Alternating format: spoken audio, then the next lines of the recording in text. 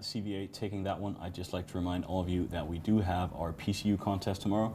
The PCU contest, of course, guessing the number of people online at the same time, when we hopefully break the record for people online at TQ at the same time. We have really cool prizes. We have Eon magazines. They're just coming up on the screen now. You get Eon magazines, you get a graphics card from NVIDIA, and you get a Bigfoot Networks killer. It supposedly makes your internet speed 200% faster. If you play FPS games, you may experience killing people in the future. And if you don't think that's an advantage in an FPS game, you don't understand science. We have a new guest in our studio, CCP Shark. How are you today, sir? I'm all right. How are you? I'm very, very good. So the ones of us that have played EVE for a long time, Yes. we noticed that the EVE has a UI, and it does things. Yes. And then at some point we decided maybe we should do something with the UI more than just have it be there. And we hired people like you, UI designers. So what are your primary responsibilities here at CCP? What do you do? My primary responsibilities is to develop new UI for new features and try to maintain and develop old UI if we get time to do that in our development cycles.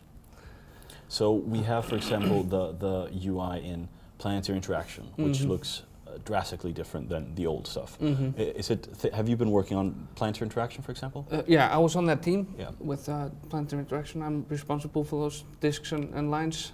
Okay, so the hot little like intuitive things that go around on your colonies and all that stuff is stuff you've been working with? Yeah. Okay, that's good. And do you think that we'll get more focus on making the old UI better as well in the future? I sure hope so. I mean, every time we do a new piece of UI, and if it's connected to an old piece of UI, we try to, make that old piece of software better. But does it make your UI designer heart cry a little bit when you see some of the old UI?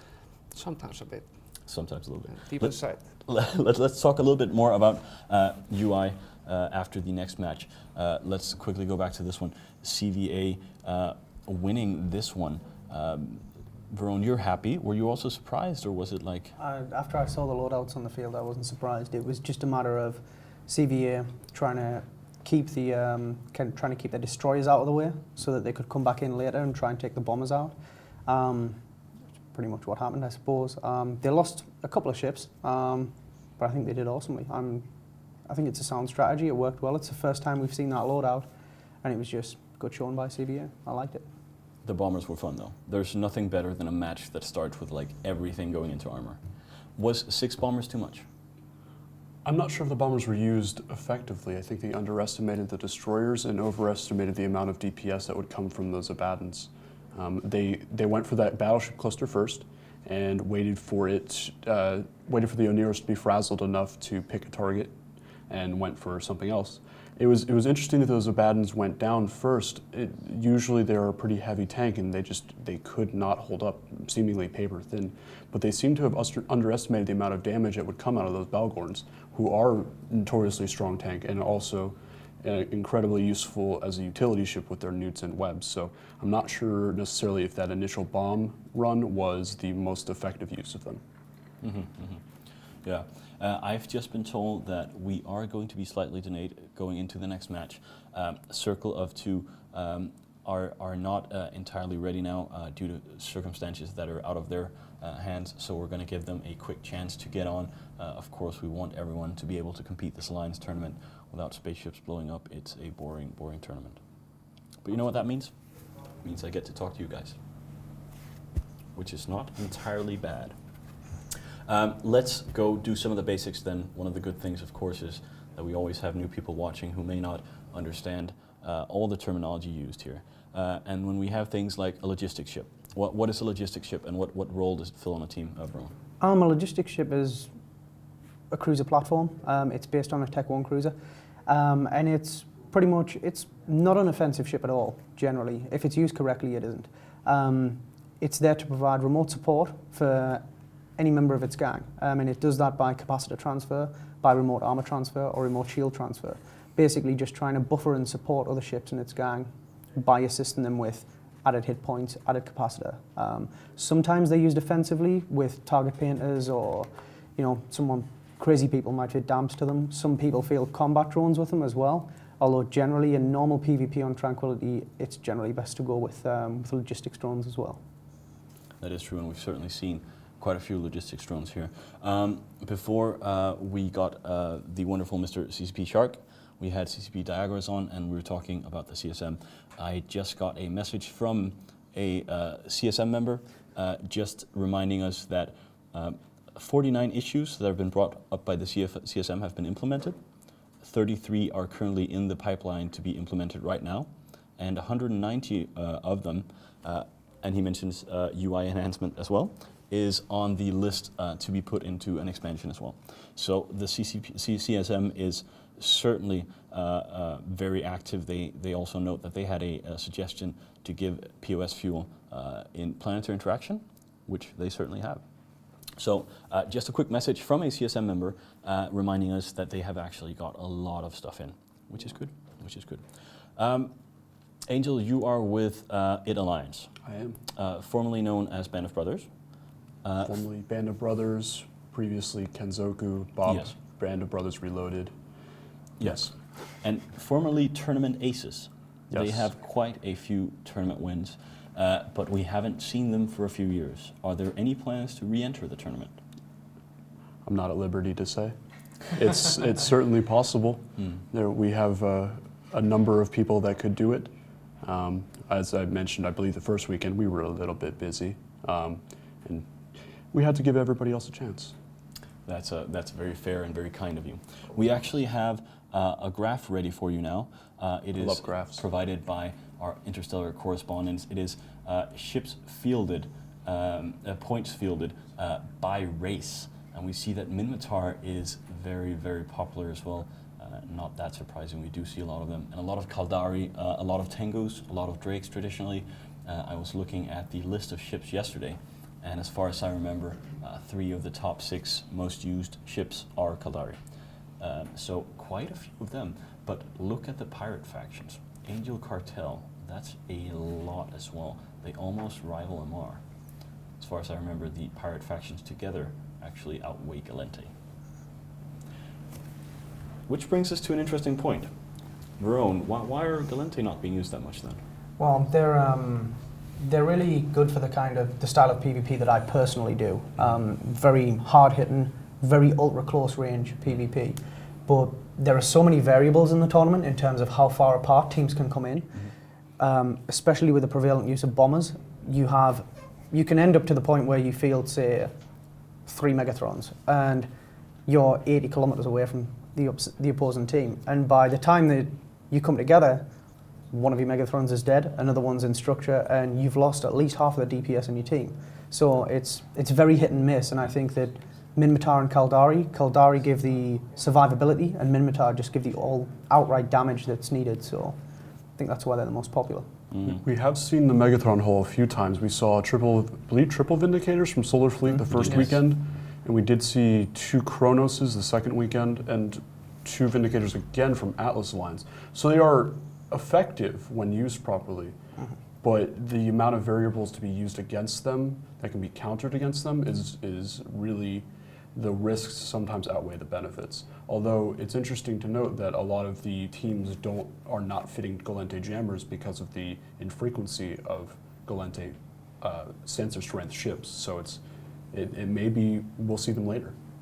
That's a fun thing you said right there, by the way, not fitting Galente jammers. CVA, who we just saw, had a setup last weekend that looked like it was going to lose, but the other team said CVA never field MR ships, so we didn't field MR jammers. It's like a little bit of a trap there you can walk into. Shark, you play EVE as well? Yeah, a bit. Now, of course, you can't tell your character name or who you play with, but are you a big-time PvPer, industrialist? How do you spend your time in EVE? I started off. I hadn't had much experience with EVE before I started CCP. But after I started CCP, I started playing regularly. I started out care bearing as most, and I've tried to touch upon most aspects of the game. I'm a terrible PvPer. I've tried some PvPing. I haven't done the whole big fleet thing, but I've done some solo PvPing and some roaming. I'm very good at getting killed. Me too. I'm worse at killing, but I want to improve on that, and so I think I'm gonna go headfirst into PvP in the next, coming weeks. PvP is a lot of fun. It is the reason many of us play, at least. The last time I PvP'd in any official level for CCP was at the FanFest tournament, devs versus players, and I forgot to load ammo on my ship, flew onto the field, pressed the buttons, nothing happened, and I was just killed, and then I just went out and had a beer and just left it to the pros. We should be ready with the next match, Circle of Two versus Red Overlord, a rematch of one of the best matches in the Alliance tournament so far, in about 5 minutes. They should be getting set up now. There was a brief real-life emergency that happened to Circle of Two, and we just had to wait for them to fix it. We want as many teams blowing each other up in this tournament as possible. They brought more than 100 billion worth of ships last time. Do you think we're going to see, was that like a bit of flash brought out for the crowd, or do you think they're going to bring that again? I can tell you they probably have mammoth-sized genitals to bring that kind of thing onto the field, onto probably one of the most deadly arenas that you could imagine, other than Jeddah during Sunday prime time. It was impressive, but to note, they did lose their flagship that will not be making a reappearance. And there was a resilient team. That one of the Frekkies was close to die for quite a while. I mean, I was on the edge of my seat watching that. But it'll be interesting to see how they manage without the flagship. It was very effective in neutralizing Red Overlord. Well, no pun intended, because it's a Balgorn, but yes. It definitely was, and usually in the studio, it is very nice and quiet when the matches are going on. Everyone's just doing their work and getting ready for the next match. But when that Frekke dipped into structure, pretty much everyone was standing up and yelling and screaming.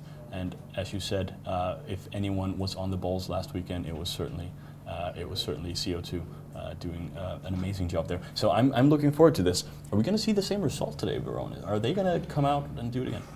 It is a close match. I mean, providing Circle of Two have no further issues, any further real-life issues, I think it's going to be a really, really violent, hard-hitting, close, fast-paced match, and I'm just really looking forward to seeing it. Honestly, I don't even want to call it, because these guys are just so evenly matched, so good in the tournament. I'm just going to enjoy it. Red Overlord had a fantastic first match. That triple Macarial setup just obliterated the opposing. I don't even remember who they were playing. They weren't on the field very long, regardless. I think it was less than 2 minutes it took them to win, or just over. And then when they came up against Circle of Two, and we saw just a couple seconds in advance what Circle of Two had, my jaw hit the floor. I'm not sure if it was necessarily outweighing skill or an inferior setup from Red Overlord, but it was very similar to their first setup. So hopefully they're going to change that strategy a bit. I can't wait to see it. While we wait for them to get set up, we are going to go see our two commentators, Kill2 and Darius Johnson. They are with the lovely Stevie SG in the commentator booth. Hello, yes, you are indeed with me. Hello, I'm Stevie SG, and I'm here in the booth with the lovely Kill2 and my dear friend Darius Johnson. How are we doing, boys? Wonderful. Yay! I'm pumped. You're still pumped. He said he was pumped this morning, and I'm glad that the enthusiasm is, you're riding the wave, as it were. I'm glad I'm the commentator and not the chair. We're also glad you're the commentator and not the chair. Anyway, I'm your forum correspondent for the remainder of the day and tomorrow, and I've got some questions from the forums. Someone wants to know, can the teams lock each other before matches start? Lock each other? Yeah. No. There is a Claw, who you hear about constantly, runs an ECM burst at the start of every match. So he does a countdown, and then he breaks all the locks on the field, and it starts from there. So that's actually really important, because lock times, on smaller ships come into play. We see a lot of damps on ships like the bombers, and they can get locks before ships like rooks. And so that's actually really important. And yeah, they definitely don't have locks beforehand. Oh, well, there you go. Someone else, Darius, do teams choose their matches via logistics? Like, what kind of logistics are people using? What kind of setups are people using? Well, we're seeing a lot of Guardians, a lot of Basilisks. I'm not quite sure what you mean by logistics, so I'm answering as far as logistic ships are concerned. Do you think there are sort of specific 5 different types of setups that people can use? No, not really. I mean, you have a lot of variation, and especially in what we're seeing here. I think what we're seeing here more than anything is more of the Minmatar speed setups. I think that you saw the little graph that kind of showed all of that. But it was kind of even with kind of the Caldari shield tanking, damage setup. So, yeah, I think people have a reason for picking what they pick, but I don't think that there's any canned team thing that So we're we seeing. haven't been seeing any kind of typical stuff over the past couple of weekends. Well, I think that everybody borrows from everybody. I think that you are seeing a lot of kind of almost like those PL-centric setups, and you are seeing a lot more people using bombers and things, some of them more effectively than others. But I think it gets more interesting, especially now when you start to see a little more variation in what happens. One of the big things, or one thing that's very important, is not to have anybody know what it is you're going to bring when you show up, right? That does help. Yeah, so that's part of why you see variation. Everybody, when they're forming their teams, wants to surprise somebody. Well, we have seen a little bit of metagaming going on. What's been going on over the past weekends? This weekend, I'm sure we had lots of people reading other people's forums.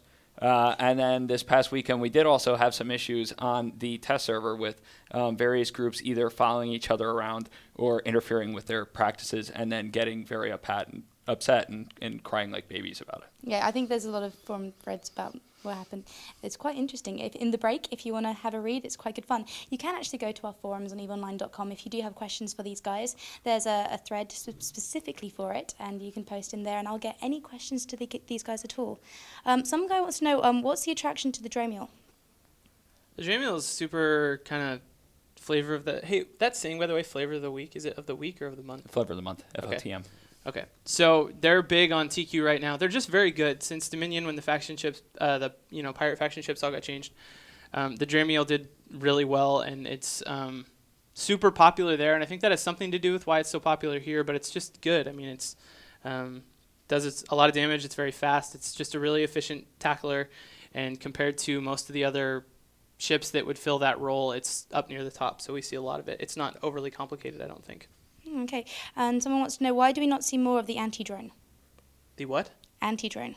Do you know what Why an do we anti-drone not? is? I think what he's talking about is more of the where people start targeting drones instead of targeting the ships on the other side, and I think that's just because some people just aren't as good as others, or perhaps the setup that they're fighting, killing the drones might not be as important. You're going to see some setups that are less drone heavy than others. Yeah, I think it's really rare that killing drones is the right thing. I mean, what you really need to do is kill drones. That's not super common. It's maybe only really important in setups where you can't break tanks on ships, but you have time to kill drones to break their tank. Because otherwise, you're for the most part better off killing ships. But when it is important, it's really important. Exactly. Yeah, I agree with that.